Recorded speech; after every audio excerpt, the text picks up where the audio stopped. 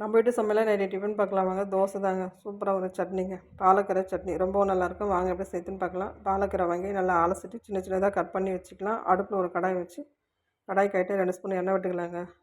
3 spoon உளுந்து சேர்த்துக்கலாம். 8 காஞ்ச மிளகா, 3 பச்சை மிளகா சேர்த்துக்கலாங்க. சேர்த்து நல்லா வதக்கி விட்டுக்கலாம். உங்கள் காரத்துக்கு ஏற்ற மாதிரி சேர்த்துங்க. ஒரு பூண்டு உரித்து சேர்த்துக்கலாம். ஒரு வெங்காயம் கட் பண்ணி சேர்த்துக்கலாம். கொஞ்சமாக புளி சேர்த்து நல்லா வதக்கிக்கலாங்க. அது கொஞ்சம் கலர் மாறினோடனே பாலக்கீரை சேர்த்துக்கலாம். சேர்த்து நல்லா வதக்கி விட்டுக்கலாம். அந்த பச்சை வாசனை போகிற அளவுக்கு நல்லா வதக்கி விட்டுக்கலாங்க.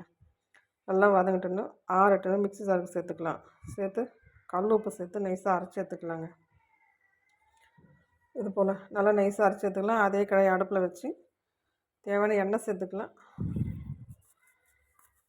உளுந்து, கடுகு, சீரகம் சேர்த்து தாளிச்சிக்கலாங்க. நம்ம அரைச்சி வச்சுக்கிற சட்னி அதில் சேர்த்துக்கலாம். கொஞ்சமாக தண்ணி சேர்த்து நல்லா கலந்து விட்டு ஒரு 5 நிமிஷம் நல்லா கொதிக்கிட்டுன்னு இறக்கிடலாங்க.